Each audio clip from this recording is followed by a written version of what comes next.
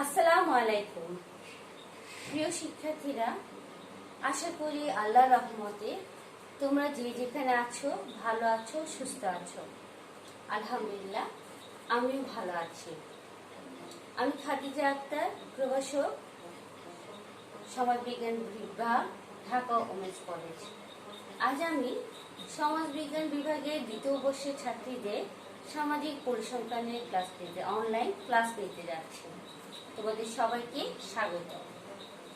আজকে আমি সামাজিক পরিসংখ্যানের ষষ্ঠ চ্যাপ্টারের সম্পর্কের পরিমাণ, সহসম্পর্ক, র্যাঙ্ক সহসম্পর্ক নিয়ে আলোচনা করব। এখন সম্পর্কের ডেফিনেশন অফ কোরিলেশন।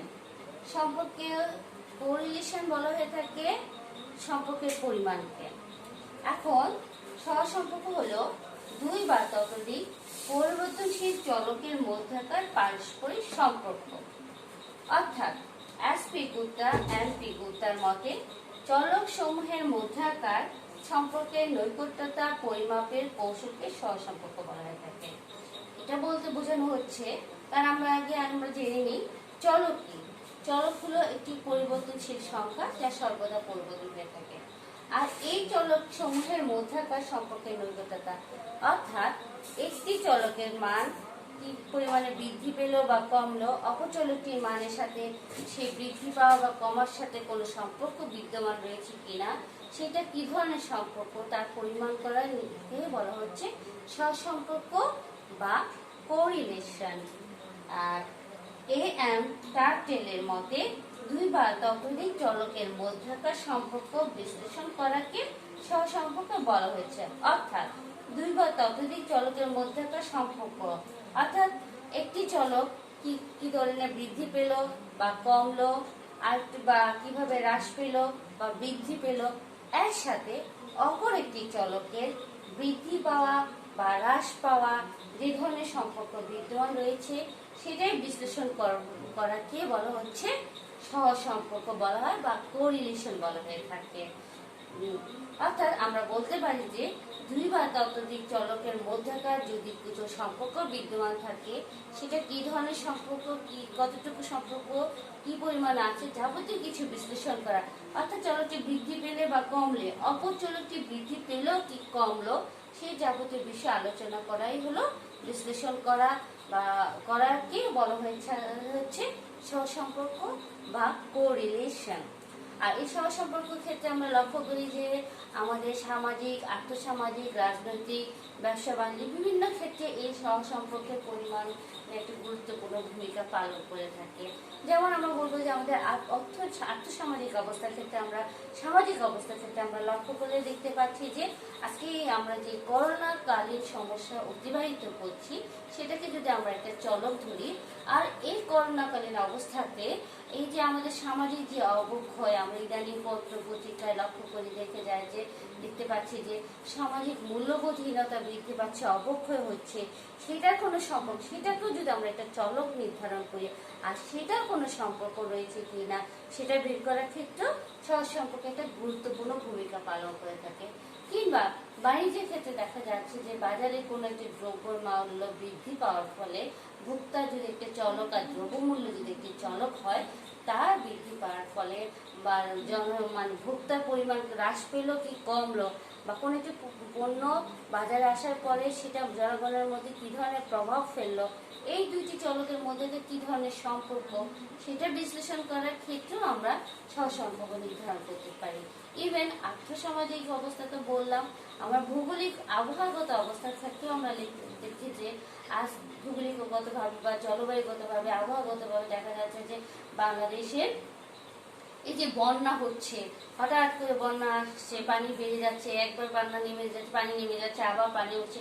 এই যে ভৌগোলিক অবস্থা, জলবায়ুগত অবস্থা, এই সমস্যাটার জন্য আমাদের মানুষের জীবনযাত্রার মানে কি পরিমাণে বৃদ্ধি পেল, বা এই জলবায়ু বৃদ্ধির পরে এই পানি বৃদ্ধি, বন্যার পানির জন্য কি ধরনের পরিমাণ, কি ধরনের আমাদের সম্পর্কটা, আমাদের আয় রোজগারের উপর কি ধরনের প্রভাব ফেলছে, সেটা নির্ধারণ করার ক্ষেত্রে আমরা লক্ষ্য করি যে সহসম্পর্ক চলকের গুরুত্বপূর্ণ ভূমিকা পালন করে থাকে। এখন আমরা বলতে পারি যে সহসম্পর্কের এই প্রকারভেদের ভিত্তিতে সম্পর্ককে আমরা কয় ভাগে ভাগ করতে পারি।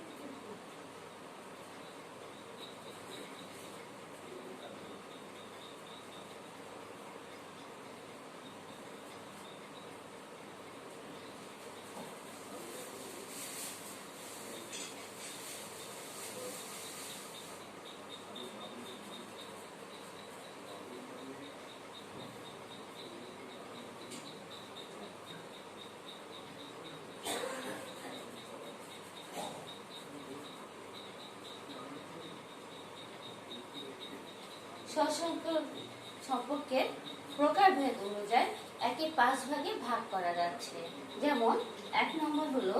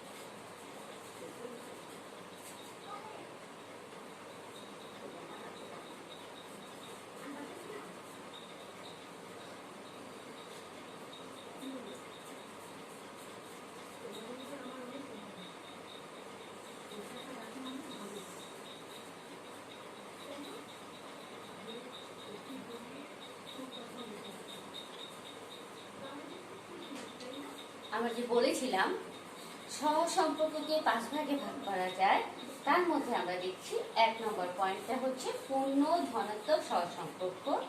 অর্থাৎ সহসম্পর্ক ভুক্ত আমরা জেনেছি যে চলকের মধ্যাকার দুটি বা ততোধিক চলকের মধ্যাকার সম্পর্ক বিশ্লেষণ করা হলো সহসম্পর্ক। আর পূর্ণ ধনাত্মক সহসম্পর্ক হলো যে যদি একটি চলকের মান যে পরিমাণে বৃদ্ধি পেল অপর চলকটির মান সম পরিমাণে বৃদ্ধি পায়, কিংবা একটি চলকের মান যে পরিমাণ হ্রাস পেল অপর চলকটির মান সম পরিমাণে হ্রাস পায়, সেইটাকে বলা হয়ে থাকে যে পূর্ণ ধনাত্মক সহসম্পর্ক। চলক দুটির মধ্যকার যদি অতিমাত্রা সম্পর্ক বিদ্যমান থাকে, যে যতটুকু বৃদ্ধি পাবে বা হ্রাস পাবে, অপর চলকটি যতটুকু বৃদ্ধি পাবে বা হ্রাস পাবে, সেটাকে বোঝানোর জন্য সেটাকে বলা হচ্ছে পূর্ণ ধনাত্মক সহসম্পর্ক। এটাকে পূর্ণ ধনাত্মক সহসম্পর্কের মান সাধারণত 1 দিয়ে বোঝানো হচ্ছে। আমরা জানতে পারি যে সম্পর্কের মান সহসম্পর্কের মান -1 থেকে +1 এর মধ্যে বিদ্যমান থাকবে, কোনো অবস্থাতে এর উপরে যাবে না। এখন আংশিক ধনাত্মক সহসম্পর্কের ক্ষেত্রে দেখা যাচ্ছে যে চলক দুটির মধ্যকার একটি চলকের মান যে পরিমাণে বৃদ্ধি পেল, অপর চলকের মান সেই পরিমাণে বৃদ্ধি না পেলেও বৃদ্ধি পেয়েছে কিন্তু সম পরিমাণে বৃদ্ধি পায় নাই, কিংবা একটি চলকের মান যে পরিমাণে হ্রাস পেল, অপর চলকটিও সে পরিমাণে হ্রাস পায়নি তবে হ্রাস পেয়েছে, তখন সেক্ষেত্রে আমরা বলতে পারি যে সেটাকে আংশিক ধনাত্মক সহসম্পর্ক। পূর্ণ ধনাত্মক সহসম্পর্কের ক্ষেত্রে আমরা উদাহরণ দিলে আমরা দেখতে পাই যে এই যে মানুষের উচ্চতার সাথে সাথে মানুষের ওজনের বৃদ্ধির পরিমাণ কতটুকু, মানুষের যে যতটুকু উচ্চতা হবে তার ওজনের পরিমাণও সে হারে বৃদ্ধি পায়। সেজন্য সেই ক্ষেত্রে আমরা দেখতে পাচ্ছি যে সেখানে পূর্ণ ধনাত্মক সহসম্পর্ক বিদ্যমান। অপরদিকে আমরা লক্ষ্য করে দেখতে পাচ্ছি যে এই যে আমাদের আয়, শিক্ষার হার যত বৃদ্ধি পাবে আয়ের পরিমাণ তত বৃদ্ধি পাবে, মানুষের মধ্যে সচেতনতা তত বৃদ্ধি পাবে। এই ক্ষেত্রেও দেখা যাচ্ছে যে পূর্ণ ধনাত্মক সহসম্পর্ক বিদ্যমান। অপরদিকে আমরা সেই কথাটিকে আমরা বোঝানো যাচ্ছে যে আংশিক ধনাত্মক সহসম্পর্কের ক্ষেত্রে আমরা লক্ষ্য করলে দেখতে পাই যে একটি চলকের হার যে পরিমাণে বৃদ্ধি পেয়েছে, অপর চলকটি সেই পরিমাণে সম পরিমাণে বৃদ্ধি পাবে না কিন্তু বৃদ্ধি পাবে, কিংবা একটি চলকের হার মানে সম্পর্ক যে একটি চলক যে পরিমাণে হ্রাস পাবে অপর চলকেও হ্রাস পাবে তবে সম পরিমাণে হ্রাস পাবে না। এক্ষেত্রে সেটাকে বলা হয়েছে যে আংশিক ধনাত্মক সহসম্পর্ক। আর এই উদাহরণটা দিলে আমরা বলতে পারি যে এই যে শিক্ষার হার আমরা একবার বলেছিলাম যে শিক্ষার হার বৃদ্ধি পেলে মানুষের আয় রোজগার বৃদ্ধি পাবে, কিন্তু আমাদের পারিপার্শ্বিক অবস্থার কারণে দেখা যাচ্ছে যে শিক্ষার হার বৃদ্ধি পাচ্ছে ঠিকই কিন্তু সেই পরিমাণে মানুষের আয় বৃদ্ধি পাচ্ছে না বা সেই পরিমাণে মানুষ আর্ন করতে পারছে না। আমাদের অর্থনৈতিক ব্যবস্থা, আর্থসামাজিক ব্যবস্থার কারণে বিভিন্ন সমস্যার কারণে দেখা যাচ্ছে যে একটি পরিমাণ বৃদ্ধির সাথে সাথে অপর পরিমাণটা বৃদ্ধি পাচ্ছে তবে সম পরিমাণ বৃদ্ধি পাচ্ছে না। কেননা বাংলাদেশ একটি জনবহুল দেশ, সেই দেশে কর্মসংস্থানের যথেষ্ট সুযোগ সুবিধা নাই, কিন্তু মানুষ শিক্ষিত হচ্ছে, শিক্ষার হার বৃদ্ধি পাচ্ছে, কিন্তু কর্মসংস্থানের সুযোগ কম থাকার কারণে তারা রোজগার করতে পারছে না, ঠিকমতো চাকরি পাচ্ছে না বলে তাদের আয় সেভাবে বৃদ্ধি পাচ্ছে না। সেক্ষেত্রে আমরা সেটা বলতে পারি যে আংশিক ধনাত্মক সহসম্পর্ক বিদ্যমান। অপর দিকে আমরা দেখতে পাচ্ছি যে পূর্ণ ঋণাত্মক সহসম্পর্ক।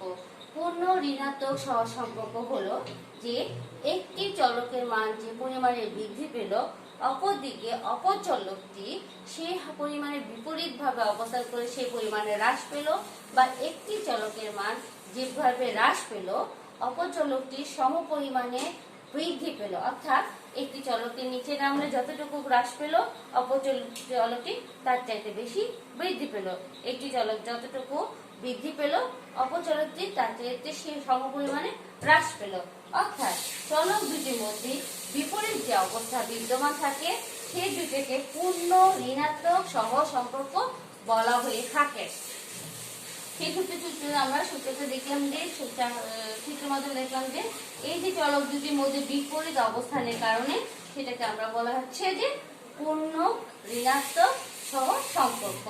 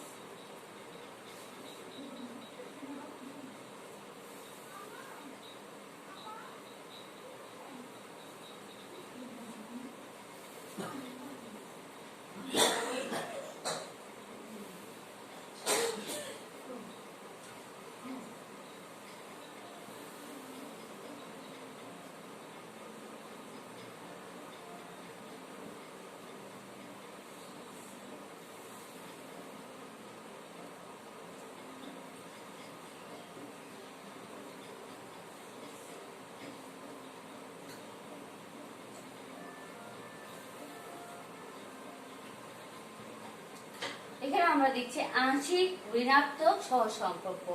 আংশিক ঋণাত্মক সহসম্পর্কের ক্ষেত্রে আমরা দেখতে পাচ্ছি যে চলক দুইটির মধ্যকার সম্পর্ক বিশ্লেষণ করতে গিয়ে আমরা দেখতে পাচ্ছি যে একটি চলকের মান যে পরিমাণে হ্রাস পেল, অপর চলকটি সেই পরিমাণে বৃদ্ধি পেল না, কিন্তু বিপরীতভাবে বৃদ্ধি পেয়েছে কিন্তু সম পরিমাণে বৃদ্ধি পেল না। সেক্ষেত্রে আমরা সেটাকে আংশিক ধনাত্মক সহসম্পর্ক বলা হয়। অর্থাৎ একটি চলকের মান বৃদ্ধি পেলে অপর চলকটি হ্রাস পাবে, সম পরিমাণ হবে না, বা একটি চলকের মান হ্রাস পেলে অপর চলকটির মান বৃদ্ধি পাবে, সম পরিমাণে হবে না। তখন এই দুইটি চলকের মধ্যেকার যে বিপরীত সম্পর্ক বিদ্যমান থাকে সেটাকে আমরা বলতে পারি যে আংশিক ঋণাত্মক সহসম্পর্ক। চিত্রের মাধ্যমে সেটা আমরা বুঝতে পারছি যে সেটা সম পরিমাণে যায়নি, বিপরীত অবস্থানে রয়েছে, সম পরিমাণে যায়নি বলে সেটাকে বিপরীত অবস্থান বিদ্যমান।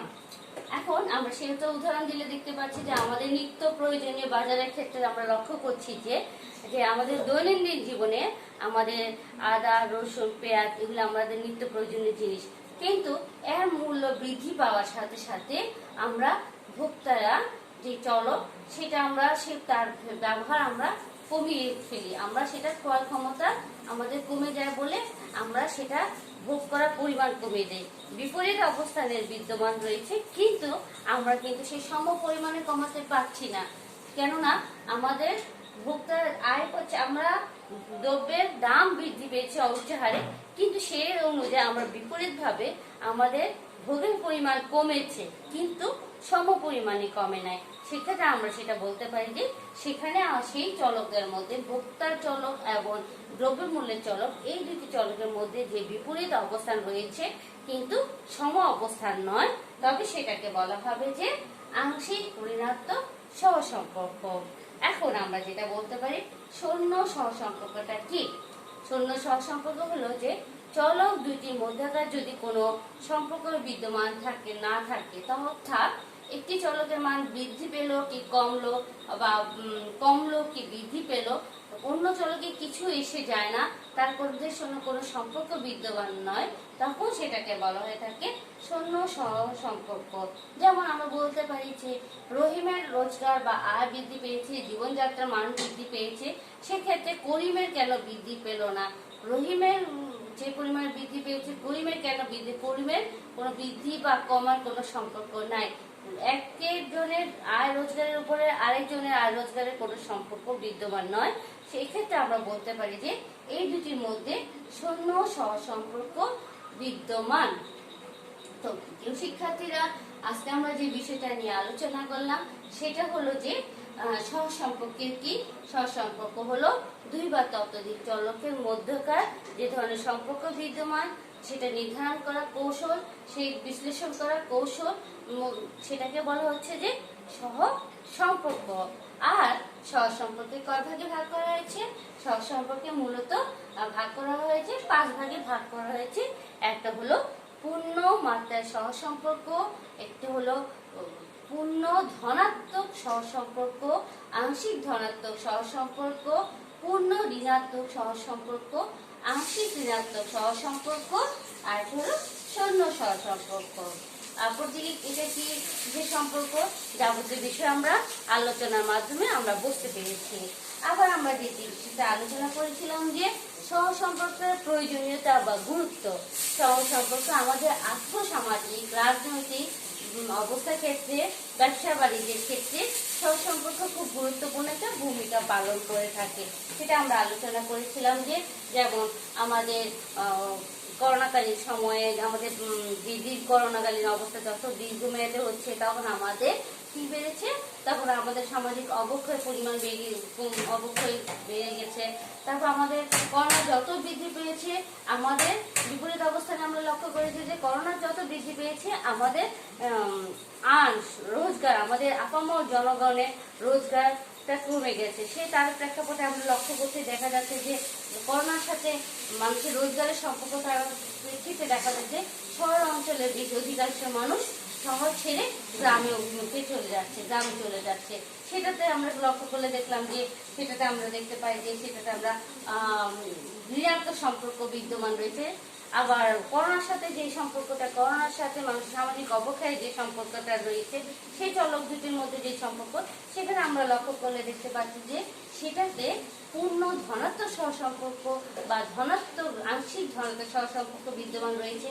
আবার আমরা অপরদিকে বললাম যে করোনাকালীন অবস্থা যতটুকু বৃদ্ধি পাচ্ছে, সেই সমস্ত অবস্থার কারণে মানুষের রোজগার কমে যাচ্ছে।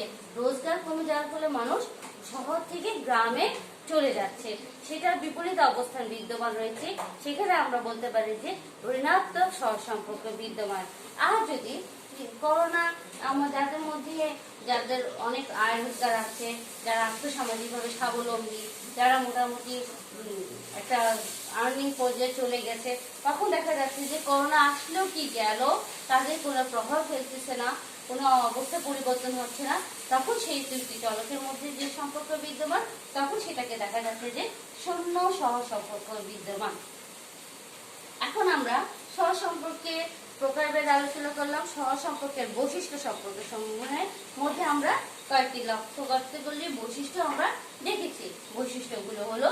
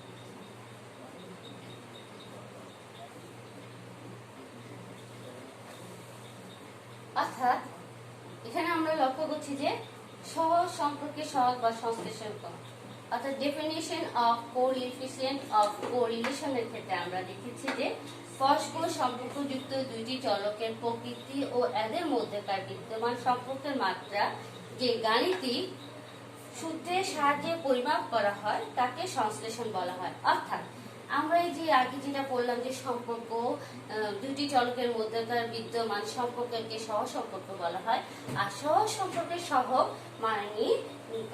মানে সংশ্লেষণের ক্ষেত্রে আমরা লক্ষ্য করে দেখতে পেয়েছি যে এই যে চলক দুটির মধ্যেকার যে সম্পর্ক রয়েছে, এই দুইটি চলকের মধ্যেকার যে প্রকৃত বা এদের মধ্যে যে বিদ্যমান সম্পর্ক, এই কি ধরনের সম্পর্ক, কতটুকু সম্পর্ক, কি পরিমাণের সম্পর্ক, এটা বের করার জন্য যে এই সম্পর্ক মাত্রা বের করার জন্য গাণিতিক সূত্র সাহায্যে আমরা পরিমাপ করলাম, গাণিতিক সূত্র ব্যবহার করলাম, তাকে সংশ্লেষাঙ্ক বলা হয়ে থাকে। আর সংশ্লেষাঙ্কের মান সাধারণত ইংরেজি ছোট অক্ষর আর দ্বারা প্রকাশ করা হয়ে থাকে, আর এর মান সাধারণত প্লাস এবং মাইনাস দ্বারা প্রকাশ করা হয়ে থাকে। অর্থাৎ এর মান -1 থেকে +1 এর মধ্যে বিদ্যমান থাকে, কখনো +1 বা 1 এর বেশি এর মান থাকে না।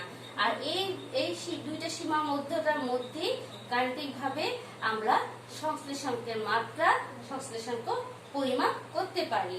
আর সাধারণত এই অঙ্কটা করতে গেলে আমরা কার্ল পিয়ারসনের সূত্র অনুযায়ী আমরা যে সহগ সম্পর্কে সহগ নির্ণয় করে থাকি, তখন সেটাকে বলা হচ্ছে কার্ল পিয়ারসনের সহগ সম্পর্কে সহগ। সেটাকে সাধারণত ইংরেজি ছোট অক্ষরের আর দ্বারা প্রকাশ করা হয়ে থাকে।